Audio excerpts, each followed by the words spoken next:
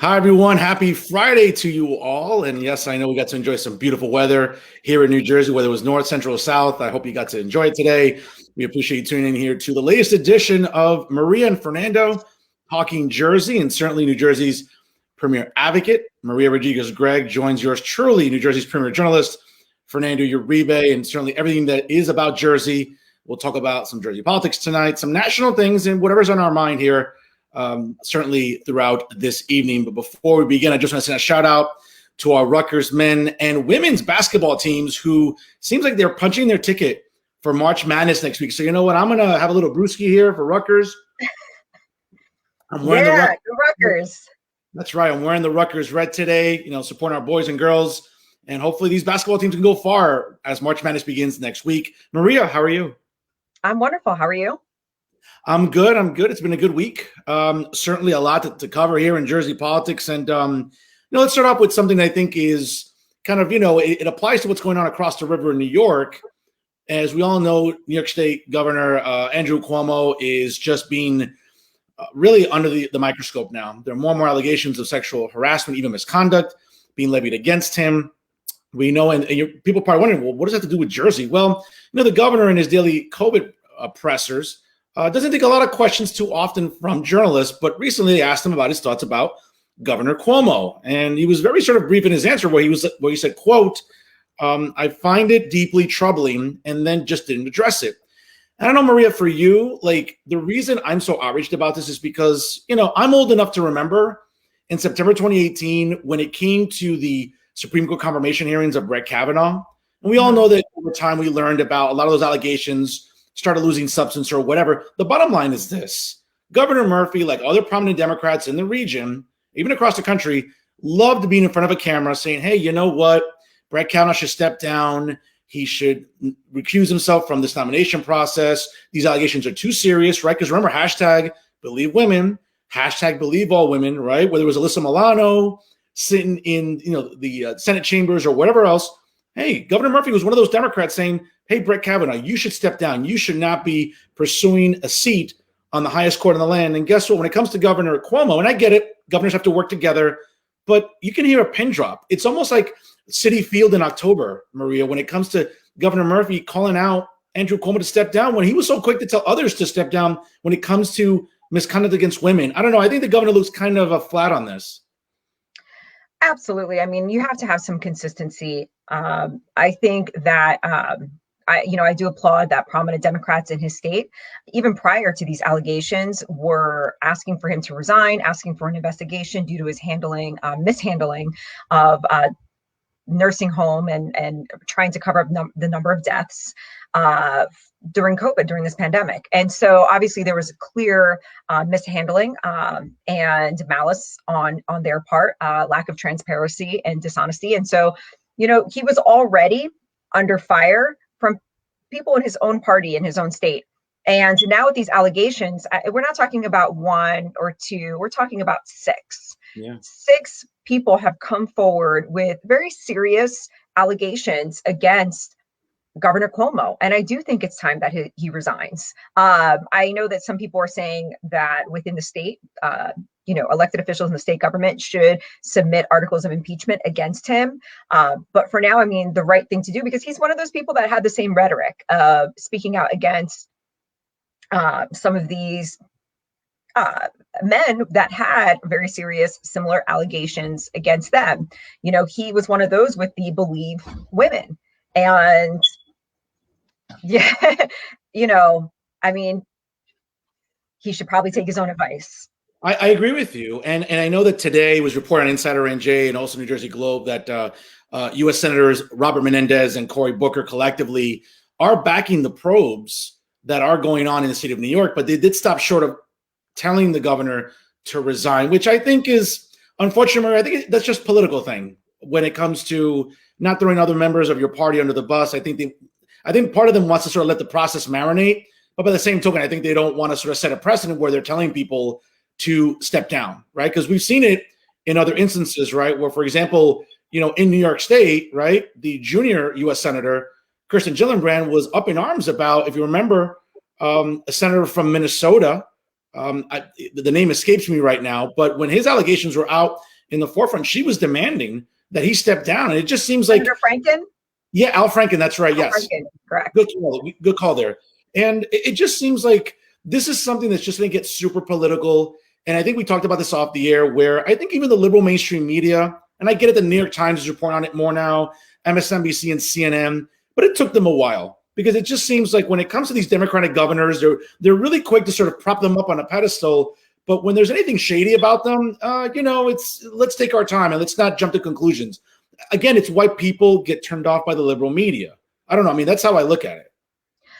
I think that when it comes to allegations such as these, people talk about due process, and everybody has a right to due process. And I think all of these allegations should be thoroughly investigated, and they should not be treated lightly. We should believe the women that are submitting these allegations, that are, talking about the various,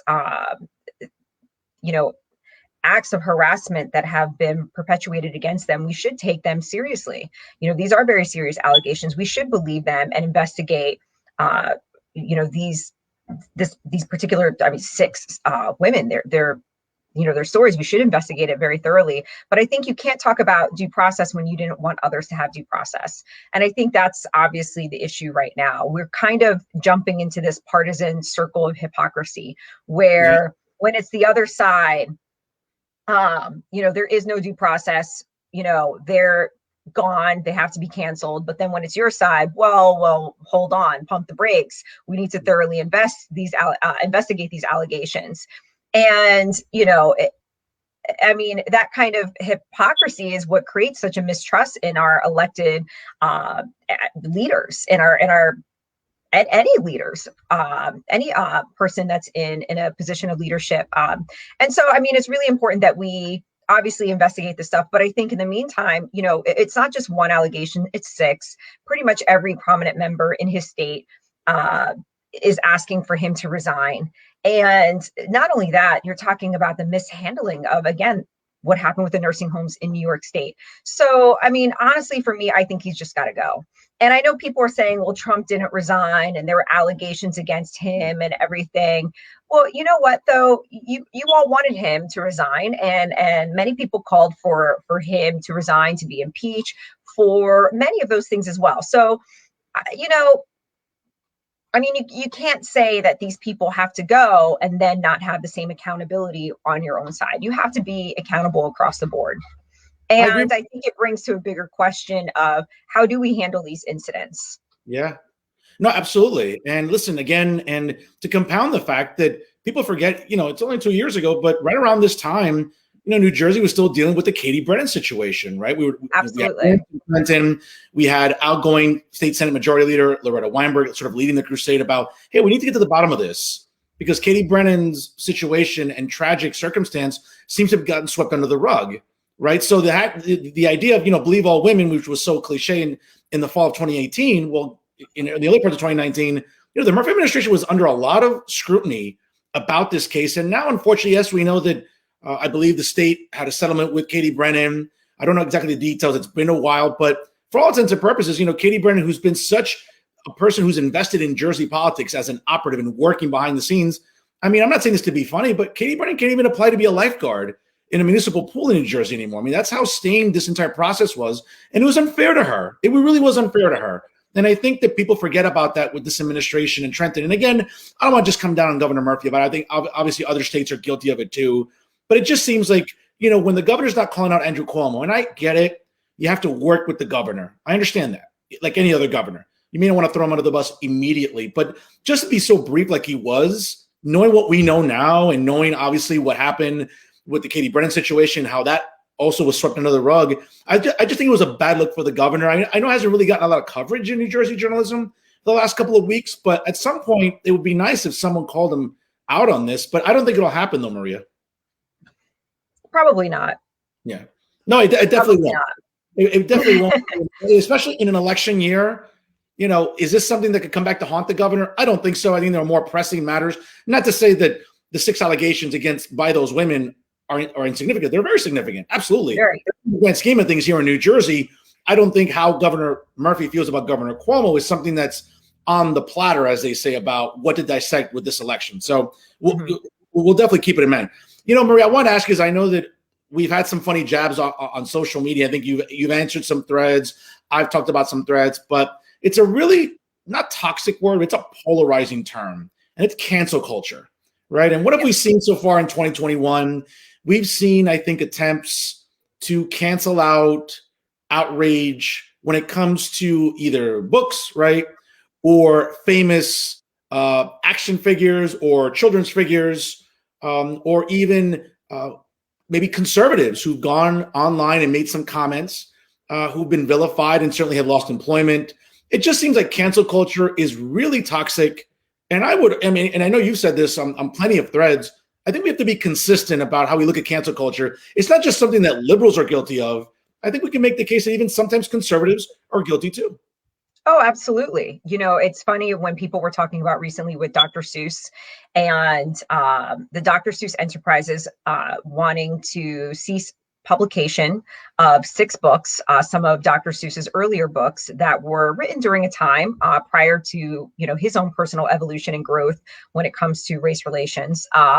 But they wanted to see circulations, and this was something that was done internally. It was something that was decided internally, not necessarily externally, due to certain images that were considered racist. And it was interesting that people were talking about book burning when a couple years prior, when Colin Kaepernick was the face of Nike, there were Republicans and conservatives that were saying that they're boycotting football, and they were burning their own Nike gear, their sneakers, their clothing. So it goes both ways. We talk about cancel culture, but I think it's important to have conversations about these issues. We have to be careful to stay out of these logical fallacies where we create these false equivalences and compare it to situations and issues that aren't quite comparable.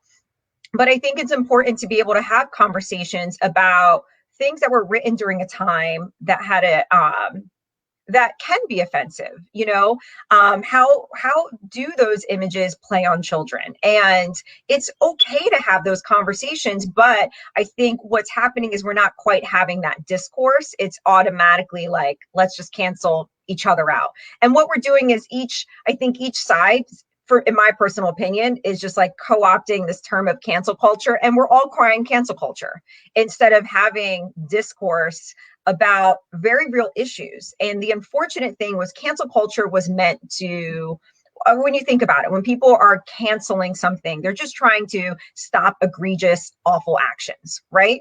And they want to show that there's consequences to being pardon the term, a shitty person, or having shitty views that are hurtful and not rooted in what our values are currently. And so, but in this whole canceling each other out and trying to have everybody be responsible and trying to ensure that there are consequences, we're not really learning anything, are we? We're not really changing how we view each other. We're not being more open and empathetic to other people's concerns and issues. We're not really changing our, when it comes to race relations and misogyny, and, attitudes towards race, culture, misogyny. We're not really changing that. We're just kind of like canceling each other out. So I'm kind of over it myself, but for different reasons. Well, listen, I hear you, and all your points are valid. And I think the reason for me that I take it a little bit personally, though, Maria, is because, and again, I'm not trying to even compare myself on a grand scale to like other people, but on a local level here in Hudson County, for example, like my producers at the Hudson Media Group who produce Talking Politics, my studio show, and also my boss at Insider NJ, Pete O'Neill. I mean, I could show you like dozens of emails over the last 2 years where it's either been like some progressive groups in New Jersey or just listeners or viewers that have just sort of put it into writing. Like, you know what? I can't believe that you'll have someone like Fernando Uribe, employed with you, whether it be Insider NJ or, the Hudson Media Group, when he is saying like blatantly racist or bigoted or transphobic or homophobic things. And Maria, listen, you know me, I can be a little outspoken. I can be a little bombastic. I'm a lot of things. I can be smug on the air. I can be arrogant and vain and braggadocious, but I'm not those terms. And when I hear, my producers getting a headache or then writing to me like, hey, what did you say last night? I'm like, you listen to the show. What do you mean? Why are you asking me for? You heard it. And, I see these emails like, oh, I can't believe Fernando is this or that. And, I just take it personally because when it comes to, and it's a topic we'll talk about next, actually, whether it's about like immigration, like I'm the son of immigrants. Okay. I'm first generation. Okay. I know firsthand seeing the struggles of my parents, learning a new language, coming up through, learning and acquiring an education, working in the private sector, retiring, having a pension to live on, right now being comfortable in retirement. But, if I question immigration policies that I just think are bad, that doesn't make me a racist or a bigot. But it just seems like when you do that, whether at, locally here in Hudson County or statewide, it just seems like the vitriol is like, it's almost like a faucet that doesn't stop leaking. And I think, listen, I'll be honest with you, I get a little salty. I get a little triggered because it's like, yo, stop picking on me. Like, give me a break. Like, I have a right to an opinion, just like you do. But don't go to my producers and be like, you know what, we're going to just boycott your website or your channel, or we're going to go after sponsors. I just think that becomes petty. And I think that's what pisses me off personally, Maria. Well, you know what? The thing is, I mean, they have every right to. That's free market. So if they don't like what you're having to say, don't listen. If you don't like the people that are sponsoring, fine, don't purchase their products. But there's going to be, for every person that doesn't want that, there's going to be someone that is interested, that does want to hear your opinion. And I think, if anything, maybe they should send you questions. Maybe they should send you their opinions. If we're really trying to have like discourse that ends positively, if we're really trying to understand each other and evolve our way of thinking, you have to be able to hear different points of view.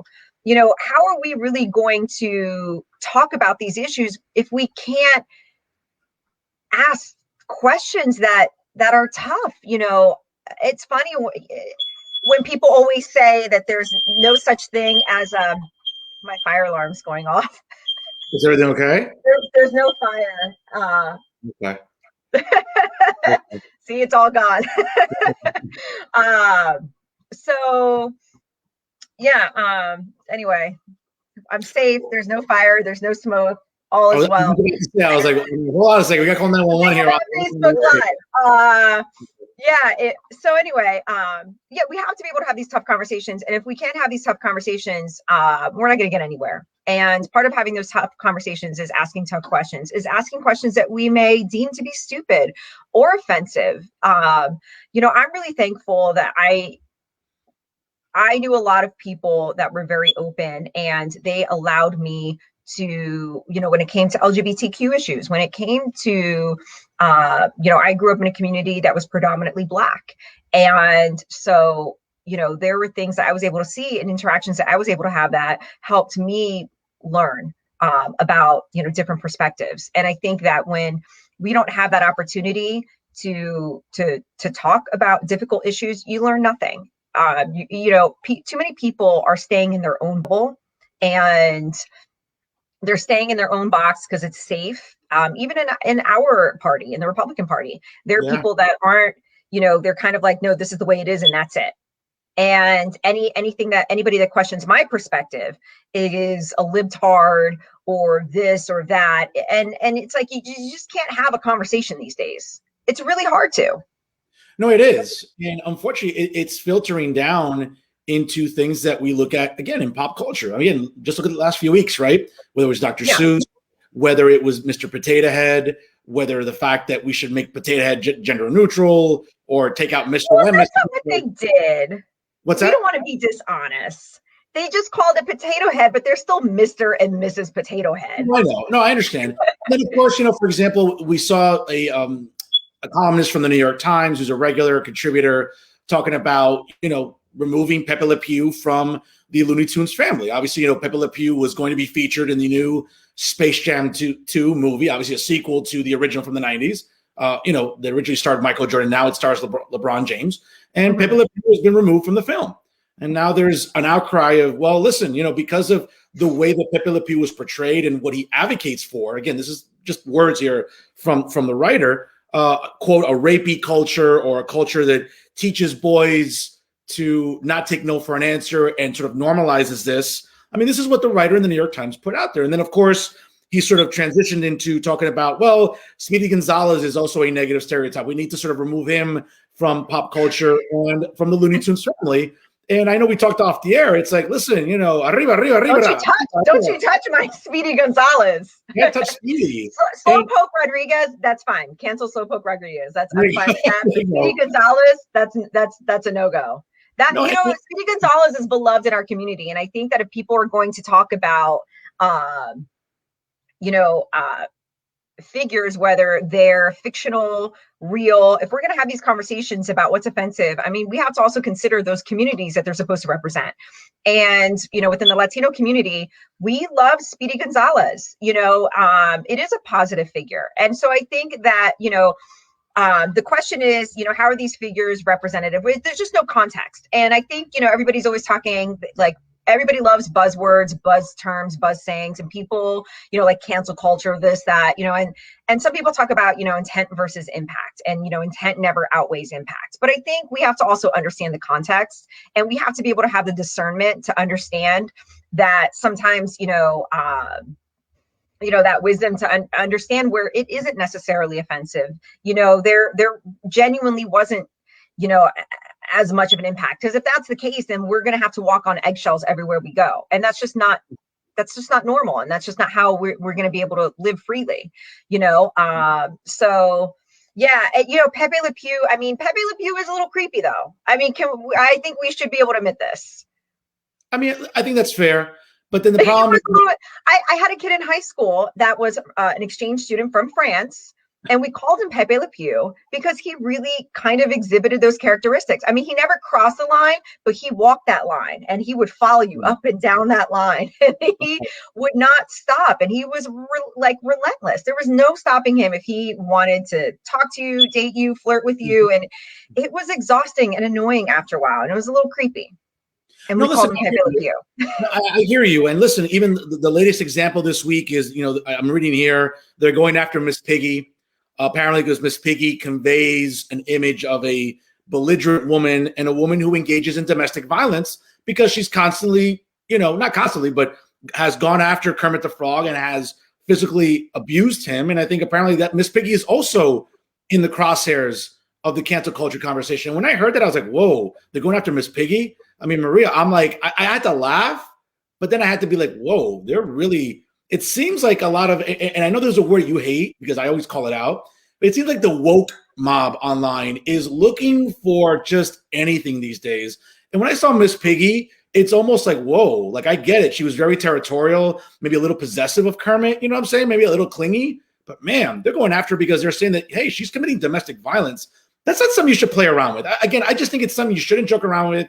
It's something that I think, you grew up watching the Muppets. They're lovable characters. I just think if you're trying to use this to sort of create an outrage, I think you're walking a really dangerous line because now we're sort of trivializing real serious issues, right? Like domestic violence, which we've talked about on this program. Mm-hmm. So obviously, I'm not somebody that wants to trivialize domestic violence. And I think the thing is with some of those shows, with some of that stuff, we look at it with, rose-colored glasses. I don't remember the Muppets recently, if that makes sense. And I remember watching the Muppets, but I can't recall every episode I watched, how it was. And it's interesting, having kids, as an adult, when you start to watch these cartoons and revisit some of this stuff, I mean, sometimes you laugh and you think it's silly. You're like, I can't believe I watched this. And I'm not going to lie. There have been times where I've watched cartoons that I was in love with. And it's not necessarily that there was anything that was offensive or anything, but I was just like, how did I enjoy this as a child? This is literally the most ridiculous thing I've ever seen. And so it's actually hard to comment as to whether or not it's offensive if Miss Piggy should be canceled, because, I can't even recall what it's like to watch Miss Piggy. And it was interesting because that was part of the conversation with Dr. Seuss. There were so many people that thought that, The Cat in the Hat, Green Eggs and Ham, and all of his books were being canceled and burned. And there was all of these narratives that were just kind of going out of control. And I have the books. I have my sister gifted my daughter pretty much all of the books from, it's going off again. Okay. sorry. You sure there's not a fire nearby? No, what happened was there was one that was beeping, and so my wonderful son, going to be 21 this year, was, knows that I'm on here, so he wanted to see if he could take the battery out to stop the beeping. He's quietly behind the scenes trying to do that. Okay. And instead he set the alarms off. Oh God. All right. He's fine. Professional, everyone, but my son was trying to do a good deed. Yeah. So anyway, but when you look at these books, and I mean, some of these books, I remember reading a couple of them to my daughter, and not the ones that were in question. And because I just went for the ones that I knew, like The Cat in the Hat. But when I went to look at these books and I started to look at some of the images, I have to say, I mean, there were a lot of people that were, when they were talking about Dr. Seuss being canceled, which wasn't necessarily the case. Dr. Seuss was not canceled whatsoever. But Dr. Seuss won't be canceled. But I would ask some of the people, do you have this book? Do you have any of the 6 books? Like, can you look at them and tell me what you think? And nobody really could. Nobody said they had the books. Nobody said they had those images. And I think that's the thing, is like, when we think about this, we think of it in our youth. I mean, we don't remember every image. We don't remember every line. We don't remember every cartoon from the Muppets. We may remember some. Some may resonate more than others. I don't even remember all of the Bugs Bunny cartoons, but I would just watch them. Yeah. And so when we think about it, we just think about it in our youth, in our idyllic sense. But who knows what kind of well, Maria, impact this may have, because honestly, we act like we're so perfect, but I mean, we aren't, Well, Maria, I think, not to cut you off, I'll let you finish your point, but I think the red meat that a lot of conservatives took as bait was, or what they would sort of push forward on social media, was that, for example, because it's an easy target, during the 8 years of Barack Obama on Read Across America Day, Michelle Obama invited Dr. Seuss, right? Or the Cat in the Hat to the White House. Yeah. And now this year, the Biden administration is choosing not to, bring Dr. Seuss into Read Across America Day. And I think that was red meat for a lot of conservatives. We're like, oh, all of a sudden, what? Nobody knew about these things during the 8 years of Obama, and Michelle Obama didn't know about this. And now all of a sudden, now they're outraged about it. I think that became like an easy eat. That almost became like a softball right down the middle of the plate, that conservatives were like, oh, I'm gonna hit this out of the park, because now you're outraged. Now there's something wrong with Dr. Seuss. But during, like, for example, Michelle Obama's Read Across America Day in the White House, nobody knew about these books specifically. I think somewhere along the line, I think that's where conservatives took the bait and ran with it. You see what I'm saying? Absolutely. And and the thing was, I mean, some time ago, back in like around 2000, I believe it was like 2018, 2019, they started making a push nationally towards other authors, other books, and to not just make it Dr. Seuss centric. That was the original marketing tool to really promote reading and Read Across America. And it worked really, really well. And so obviously, Dr. Seuss and his books were a very, very important part of Read Across America. And that partnership is what really helped build it into such a huge national thing. And so, it is very important. But they, they quietly started to change things up. And then obviously, I mean, timing, it wasn't, I mean, it was a softball in terms of the Biden administration, and I mean, they had their excuses as to why it wasn't mentioned. And is there some legitimacy? A little bit, but it's certainly not a good look. And, as we all know, perception is everything. And absolutely. So it does, it's easy for people to perceive it that way. No, absolutely. Absolutely. Moving on to some Jersey politics here, Maria, as reported today on Insider NJ, the state Senate committee will hear a bill that's going to ban ICE detention contracts. Let me just give our audience a little bit of context here. What's going on? Lawmakers in the New Jersey State Senate took testimony on a bill that would bar counties and other local governments from entering into controversial contracts with immigrations and customs enforcement to detain immigrants in the country illegally.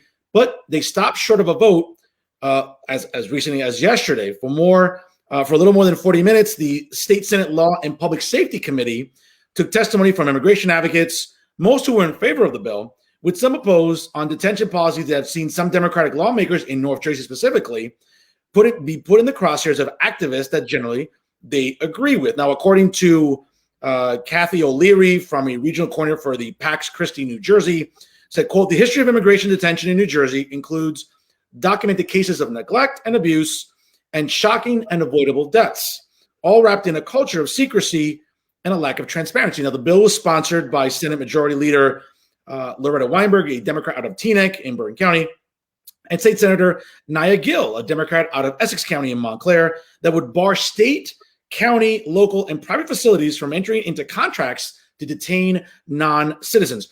Maria, I've talked about this on my other shows because up here in Hudson County, that ICE contract got a lot of publicity. The Board of Chosen Freeholders, now commissioners, voted to extend the contract, whether it was New Jersey Progressives Alliance or other progressive organizations, really took them to task. They vilified the county executive. We had journalists in New Jersey going on Twitter, calling out the county executive, calling him a racist, a white supremacist, that these contracts enable that. And I'll be very honest with you. It just sounded like asinine to me, because this is the thing that people don't realize, okay? Before 2003, when ICE was consolidated now into what we know now as the Department of Homeland Security, right? Going back as far as the 90s, okay? County jails were housing people who were detained on immigration holds, right? That were here illegally. So it's not something that just all of a sudden started in 2003 when ICE became an entity of DHS. But now in recent years, we've seen, the outrage. We know that in Hudson County, Senior Senator Bob Menendez called out the freeholders for, hey, why did they do this? I know Cory Booker did the same thing. But what's interesting is that it was 2 years ago that the contract was renewed. They sat on it, never said a word. And now the freeholders in Hudson County said, well, why are Senator Menendez and Booker now having an outrage? Why are they now having a hissy fit when they could have talked about this for 2 years, right? Maybe different administration, whatever. The bottom line is I think these ICE contracts, listen, they're beneficial in the sense of not just bringing money from the federal government, which counties need, but why cancel them and have people who are detained illegally, right? Who are here illegally detained in these facilities. Why having to move them now to Harrisburg, Pennsylvania, or Dover, Delaware, where they may have family nearby, they may have attorneys working on their cases, probably pro bono, and it just seems like it's counterproductive. But then, the woke crowd, the progressives, have a hissy fit in saying, well, this is just racist, this is bigotry. Again, these words are thrown around and they lose their luster, Maria. And I think that's what's happening with some of these ICE contracts. Absolutely. I think with these ICE contracts, do they need to be scrutinized? 100%. They need to be scrutinized. There needs to be more accountability to those that are receiving these contracts to ensure that the conditions that people are put in are humane and healthy and safe. No one should be getting assaulted, raped, beaten, anything of that sort whatsoever. But, and that's fine. And it's fine to have regulations upon these contracts to ensure that, again, they're accountable and how they're detaining illegal immigrants is humane and safe. But at the same time, you can't just cut it out, because then what's the alternative? And the alternative is what you said. They're going to go to these other states where they're going to be completely separated from their family. They're, anywhere in the community, locally, representation, and that's not resolving the issue. And again, too, here's some numbers from the article from Insider NJ that recently the contracts, for example, in Hudson County would bring in as much as $25 million in revenue annually from the federal government, because, again, according to County Commission Chairman Anthony Veneri, now he said that the revenue had dropped sharply amid the pandemic, and obviously there was a freeze on detentions. And at one point, the county was holding as many as 600 illegal immigrants in the Hudson County Jail in Kearney, and now the numbers dropped down to 46. See, this is the thing, and this is what drives me crazy about a lot of these progressive groups in Hudson County, or people that went on Twitter, right, that denounced the county executive that don't even live here, which drove me nuts. But this is the thing, though. It's, okay, if they choose not to renew this contract and now they're not getting that revenue from the federal government, guess what, folks? Here's a lesson in civics, okay? The county freeholders / commissioners now, when it comes to filling that budget hole, you know what's going to happen? They're going to raise taxes on something. They might raise the local sales tax. They may raise another tax. They might implement a new fee. Who knows? And guess what? And then at the end of the day, it's these same progressive groups that'll go on social media bitching and moaning, oh my God, why are property taxes going up? Or why did this go up? Or why did that go up? Well, unfortunately, the county— or services are cut. Yeah, or services are cut. Well, guess what? The county commissioners have to find a way to either supplement that money somewhere else, or they have to raise taxes. Folks, this is not— you don't need a PhD in economics to know this, but it just seems like this is where people like that just, either advocate outside the jail or protest or whatever, it seems like that's lost on them in the grand scheme. It almost seems like, they're not thinking 4 moves ahead like you should, and it just becomes like instant clickbait. I just think, listen, I don't know what's going to happen with this bill, but I can tell you right now, a lot of the state senators in the urban areas, I know up here in Hudson County, I can tell you for a fact, they're not going to— they supported the county commissioners, freeholders. They're not going to want these contracts to end anytime soon. So, the thing is that there are some people out there that are advocating for the end of these contracts that have no problem with that loss of revenue because, they'll see it, when they believe something is inhumane, you can't put a price on that. But I think what they don't understand is, again, what is the alternative? And I think that's really the important question. There are still people that are in the state illegally, in this country illegally. At the end of the day, we haven't had comprehensive immigration reform nationally. And so there are still laws that, we have to follow. Some of these people, I know that some of these people are people that are just trying to flee bad circumstances or just trying to make a life for themselves and their family. And some people are bad actors. Some people are part of gangs, the sad thing is, there are a lot of people, when we talk about domestic violence, there are a lot of people that are here that are being abused and are afraid to come forward, partially because of their immigration status and the immigration status of the other person. And so, this is a very nuanced issue, and it's not a very black and white issue.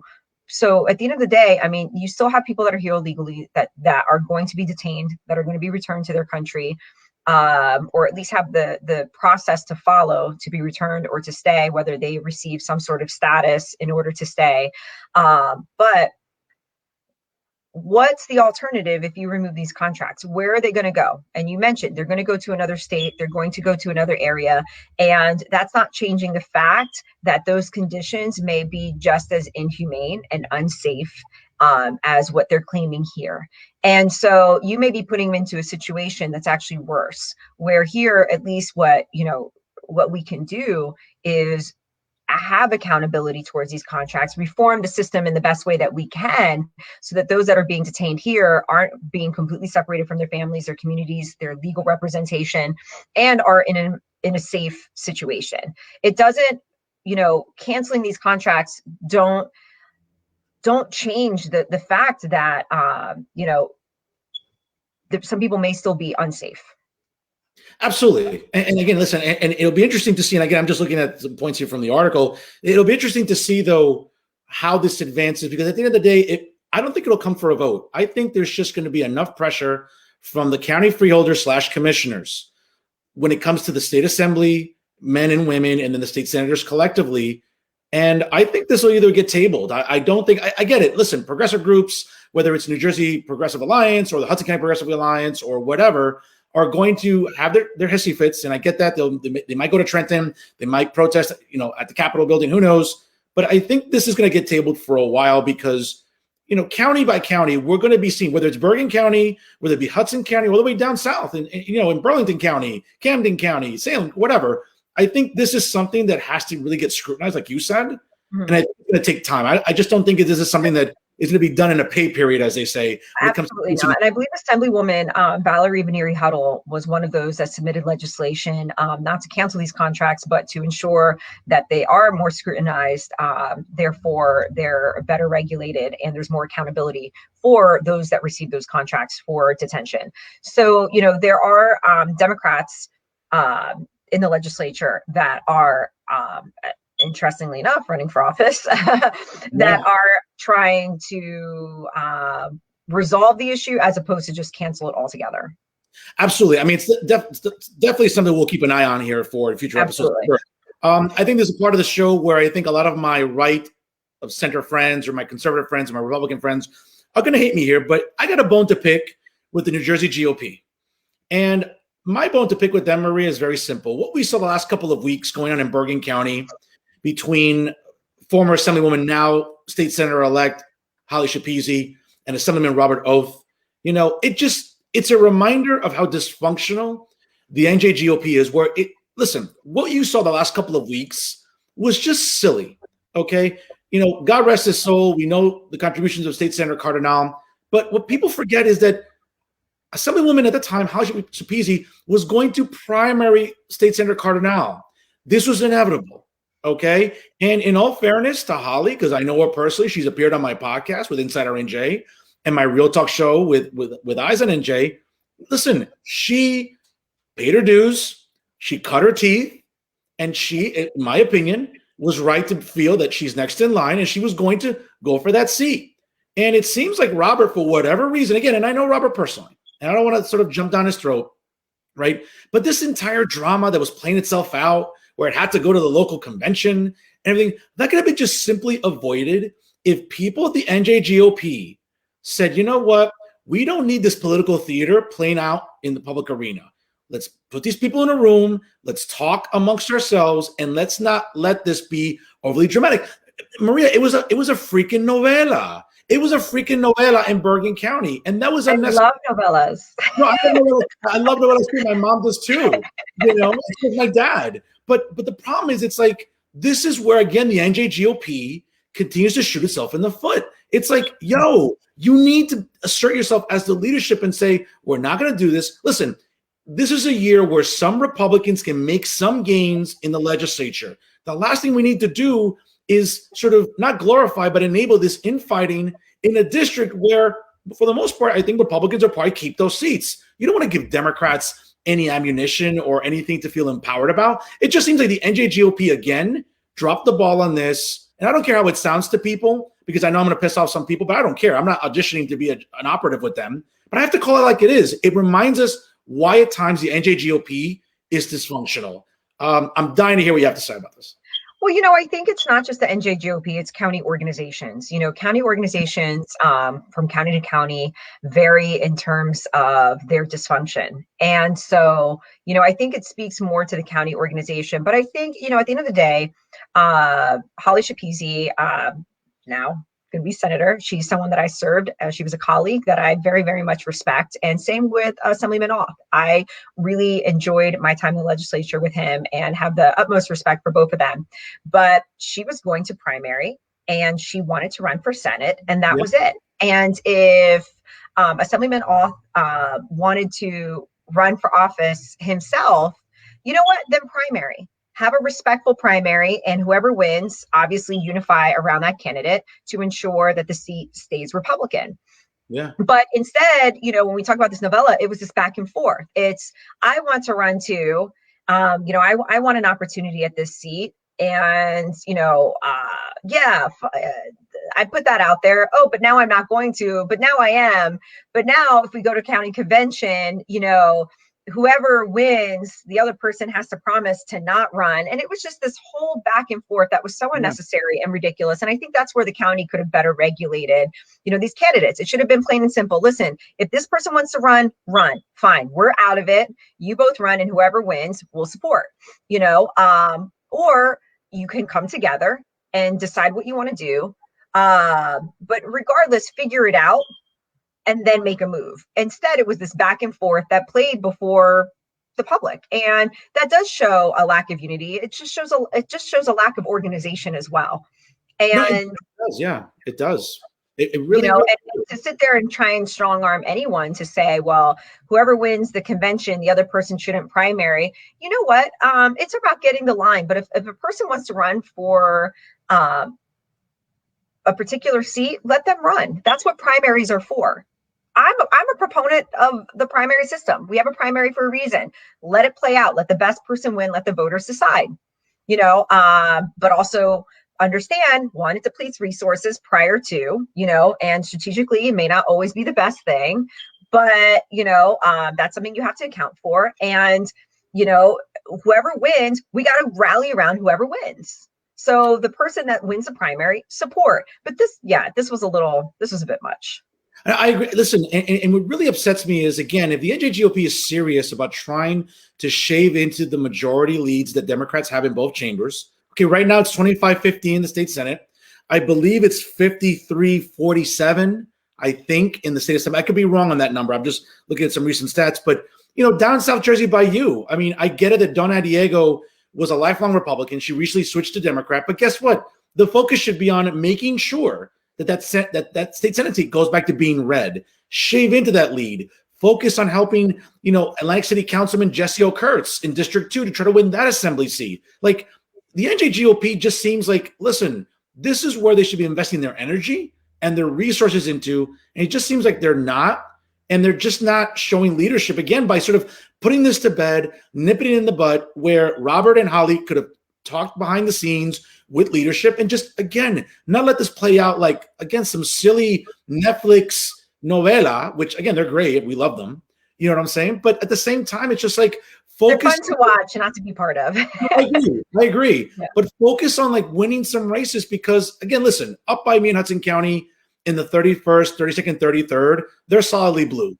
Okay, Mother Teresa could come run here. She'll lose to Brian Stack, she'll lose to Nick Sacco, and she'll lose to Senator Cunningham. Okay, that's as simple as that. Same thing with the assembly, and there are parts of South Jersey or the shore that are very red, and there are some people challenging, on the Democratic side that, they may not win that. Maybe in the 30, for example, in the 30 legislative district, that's solidly red. That's been solidly red for 20-something years. But where there are districts that Republicans can maybe make some gains, focus on that. Put resources into that. But, I think we need to stop, though, and this is where I disagree. We need to stop with this mentality of something solidly red or solidly blue. There are areas where you live that Republicans represented at one point. Senator Stack isn't going to live forever. Some of those senators aren't going to be there forever. And, there may come a candidate on the Democrat side that is just someone that nobody likes. Things can flip and can change, but you have to have a long-term strategy towards that. You need something in the short term and in the long term. And you have to pick away at these areas, at these seats. I've spoken about this before. People think that when Democrats have made gains, like, for example, Senator Gopal in Monmouth area, they think that those gains happened overnight, that this was just some special candidate. No, they were working towards chipping away at the Republican majority for years. Yep, that's right. That was a long-term strategy to flip those districts. And these were done by chairs. And it's the same thing with Senator Testa. That he was, the Cumberland chair, and he had a long-term strategy and was picking away at that district and won. This isn't some miracle candidate that just came because of, cult of personality and happened to just change everything. There was a lot of hard work, time, and effort in those districts. And so the thing is, some things seem solidly red, some things seem solidly blue, but you and I have seen it. When we look at it, and if you've been around for a long time, I've seen these districts change. I've seen them flip back and forth. I've seen them slowly go to blue or start getting purple or start, and then slowly go to red. We've seen it happen. And I think that, it's what I agree with you with the NJGOP in that they can have a strategy that really focuses on slowly chipping away at these districts where there are wins and gains that we can make in the short term and have some long-term strategy as well. And it's almost like we're constantly playing, reactive. We're constantly reacting to everything that's happening around us instead of really having a strategy that's being implemented that's working. No, absolutely. And that segues into our last topic of the evening here. And I just want to piggyback on your point about chipping away. Listen, it's mid-March, right? It's already St. Patrick's Day next week. And it just seems like the NJGOP, along with Jack Ciattarelli, have not done a good job, I think, at chipping away in parts of the state that really, his message can resonate with. Now, again, I'll give you an example. Last Saturday, the Latino Action Network had their panel remotely. And guess what? One of the guests on the panel at 9 a.m. was U.S. Senator Robert Menendez. There were other prominent Hispanic, leaders, business leaders, and others that were on that panel.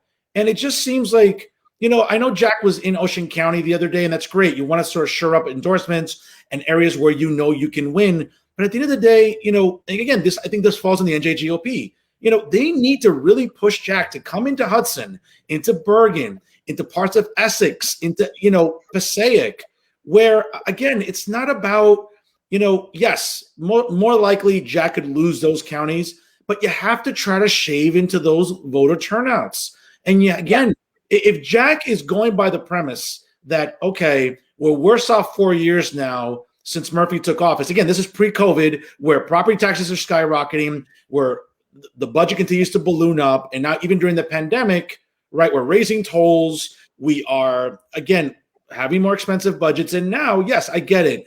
The Biden administration has sent a very generous, COVID stimulus package to New Jersey. Okay, and obviously it's up to the 21 counties now to sort of appropriate the money correctly, and we'll see. But the bottom line is, I would argue that NJGOP should be, again, really pressuring Hispanic and other organizations to really get Jack out there. Again, case in point, the statewide Hispanic Chamber of Commerce. Jack needs to really resonate with a message and tell Hispanic business owners, hey, what did Governor Murphy do during this pandemic that ultimately doomed you? I get it. The governor this week announced, that by next Friday, the 19th, that indoor dining will be going up to 50%. Gyms, other indoor amusement attractions, hopefully will be seeing, athletic, competitions with more capacity indoor and outdoor. But the bottom line is that Jack needs to go to the Hispanic community and say, how has the governor done you a disservice in these 4 years? And Jack can list it for him, but I don't know if he's willing to do that. And I don't know if the NJGOP is willing, to go out and really take him to task. I just don't think they're doing that. Well, I think there's certainly an opportunity for Republican candidates, specifically Jack Ciattarelli, to to really capitalize on our community, on different communities. You have to. It's a numbers game. It's an absolute numbers game. We've talked about this in previous episodes, where voter registration, where the numbers are, and so when you're basically in that particular situation, you really have to expand that vote count. You have to find creative ways to bring people in, because numbers wise, just going to your party and some people in the middle isn't going to cut it. So yes, you have to be in those communities, in those urban areas. You may not win it, but we've talked about this before. Christie was able to make enough gains in those areas to have an overall win. And I think that's the goal, is you can't just completely ignore those areas, especially when they're so dense in population. Again, it's a numbers game. The population density is very heavy there. And just chipping at it a little bit is enough to really turn the tide. And that's what's going to have to happen, because I know that we talk about historically, Democrat governors have been one-term governors, but the pandemic has certainly changed everything, and it's given Murphy an opportunity to position himself. But it's also given, and the numbers right now are in his favor. He's popular, but it's also, showed a lot of mistakes from an executive, position, where there is still a lot to attack. There is still a lot to really propel why Jack Ciattarelli can be the better candidate and should deserve those votes. It really can be anyone's game, but I think that the fact that there really isn't a primary, yes, are there other candidates running? Yeah. Are they good? They're not going to win. Let's be honest. And I think it's great that they're running and they're getting their name out there, but we're going to be honest, they're not going to win. It's going to be Jack Ciattarelli. And so because he has that opportunity, I think it's really time to really focus on general. And I don't know what they're doing internally when it comes to outreach in those communities. I personally haven't seen much. We haven't seen much. Maybe they are starting to make those strides. Maybe they are starting to make those changes. But it would be great to see it sooner rather than later, because time, one thing that's very important when you're running for office is having time. And, every minute, every second that you have, you really want to seize upon, because, there comes a point where it's too late. And now's the time to really start quietly getting into those communities, have an outreach plan that makes sense, that's targeted, that's going to increase voter registration in those particular areas, start to listen That way you can develop a better message when it comes to, different communities throughout the state. And so, but in those areas, yeah, they're important. They're densely populated. The numbers are there. You can't ignore. And I think that's the problem. And that's where there's a prime opportunity for Republicans Yep. is we say you can't ignore, but everyone's ignoring them, the Democrats as well. And that's the thing. I've had so many, people in the Democrat Party that are, Latinas that are, in our community that are like, we feel like nobody's listening to our issues. Nobody's listening to us. Nobody wants to, they're everywhere else. And, I care about property taxes too. I care about schools opening too. But, this is the situation that we're in. This is what I just want my voice heard as well. I want to feel like somebody cares about me and my community. I want them to visit my backyard, and that's really, really important. And that's something that has to be done because it seems like nobody is. No, I agree with you. And I listen, I think in fairness to Jack, I mean, he has a harder task on his hands because, now, Corzine was immensely unpopular. And, Christie had a little bit of an easier time because, again, Corzine was that atrocious. Governor Murphy, like you said, is still polling very, very well. I think I'm looking at some numbers here. I think somewhere at 61% still. He still has a lot of favorables. He has some unfavorables too. Okay. And, again, it's funny about people forgetting this. Think about 2009, right? Barack Obama just got elected. He just got sworn. He was a rock star, and he came to New Jersey twice to campaign for Corzine, and that still couldn't save Corzine. I mean, think about how bad Corzine was, right? But now in 2021, whether President Biden comes to New Jersey to campaign for Governor Murphy, I'm sure he will. I don't know if it's going to help, a bump in terms of approval rating or not for Murphy. But it just seems like, again, Ciattarelli and the apparatus needs to do a better job of chipping away at this. Listen, it's easy to go to Morris and parts of Bergen. You need to go into parts of Passaic and down the shore in South Jersey that, guess what, have been ravaged by this sort of, one-size-fits-all approach to COVID that many people are accusing the governor of, as opposed to a regional approach, right? And it just seems like it's not just enough for Jack and the NJGOP, Maria, to just say, yeah, property taxes are high. They've been high. They've been high under Christie. They were high under Corzine. They were high under McGreevey. They were high under Whitman. They were high under King. Everybody says they're high. We get it. They're high.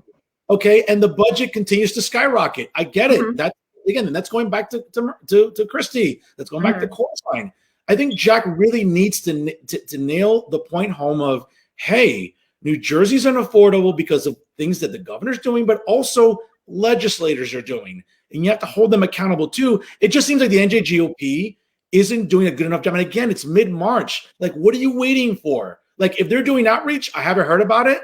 And at this point, like, what do you like? It's almost Easter, right? Like, daylight savings time is Sunday. Easter's coming. The Easter bunnies to be hopping around in good weather. I mean, like, what are you waiting for? I mean, that's something that has to be asked to anybody that's running. It seems, again, nobody is getting into those communities and listening to their needs. We talk about property taxes, but, one issue that people, I don't think, realize have, essential workers, those people that are parents, that are single parents, or that just parents, even if they're married, that are essential workers that can't stay home because they need to get out there and work. And then kids not being back in school, those kinds of policies have been disastrous for, many communities. And, I think the difference is going there and listening to their perspectives, listening to what issues matter to them, looking at where they live and how local government is working for them, seeing, because, when you're the governor, you have, you're supposed to be the leader of the state. And, how is the interaction when it comes to the governor, when it comes to the budget, state money, going to counties, going to these cities and municipalities, what are the issues that they're facing? Again, you got to really be in those areas, and you don't have right now. There is an opportunity. Everybody's always saying it's solidly blue. Yeah, maybe so, but there's still an opportunity to, again, chip away at that vote because nobody's going there.